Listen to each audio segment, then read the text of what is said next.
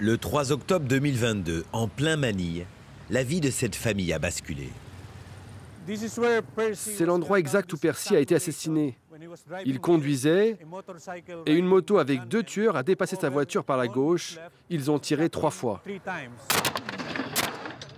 Dans ces images récupérées dans la voiture de la victime, on aperçoit les tueurs à gages en moto qui font demi-tour. Le meurtrier présumé a été arrêté. La victime était une figure de la radio, un journaliste qui, dans ses émissions, n'hésitait pas à critiquer les abus du gouvernement.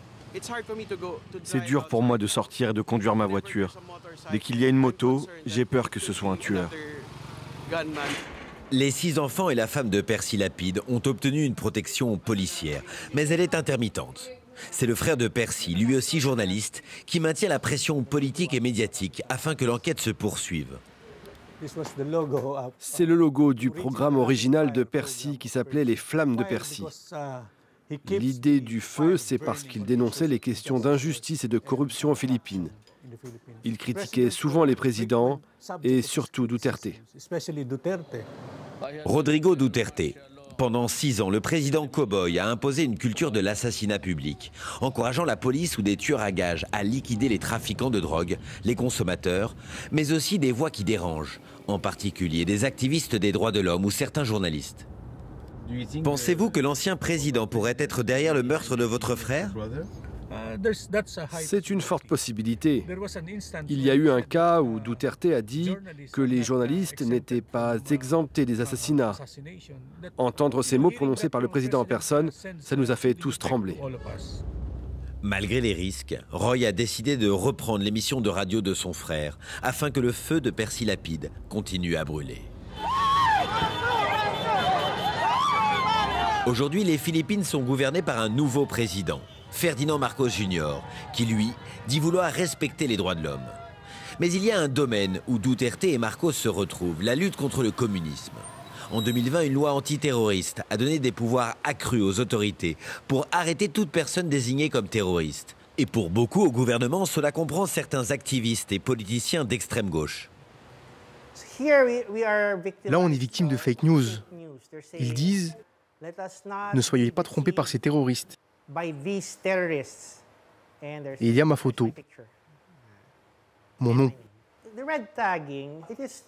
Ce n'est pas différent de ce que le sénateur McCarthy faisait aux États-Unis dans les années 50-60. À l'époque, on appelait ça la chasse aux sorcières communistes. En fait, ce qu'ils disent, c'est que toutes ces voix dissidentes appartiennent à la gauche insurgée et donc que vous êtes un criminel. Même si vous êtes un activiste sans armes, vous devenez une cible. Vous pouvez être tué. Être marxiste n'est pas un crime. Mais pour le gouvernement, le Parti communiste philippin n'a pas renoncé à la lutte armée. Secrètement, il soutiendrait, financerait la nouvelle armée du peuple. Cette insurrection maoïste n'a rien de nouveau. Depuis plus d'un demi-siècle, elle tente de renverser le gouvernement par les armes, afin, dit-elle, de donner le pouvoir au peuple. Une armée de l'ombre, forte de près de 2000 hommes et femmes qui opèrent dans les campagnes et recrutent dans les universités. C'est ce qui est arrivé à la fille de cette coiffeuse. Elle a rejoint le mouvement en 2019 et rompu toute relation avec sa mère. En tant que mère, c'est très dur que mon enfant ait été recruté. Je ne sais pas ce qu'elle va devenir. Utilisée par cette organisation, ces politiciens.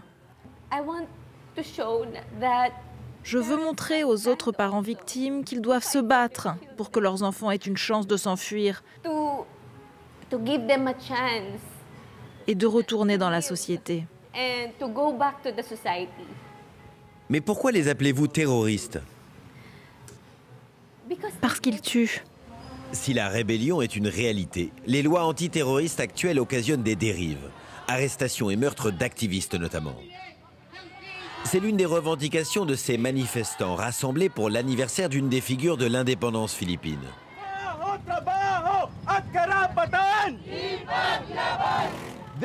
C'est mon père qui a été tué en 2020. C'est la victime d'un meurtre extrajudiciaire commis par l'administration Duterte et depuis, aucune justice n'a été rendue.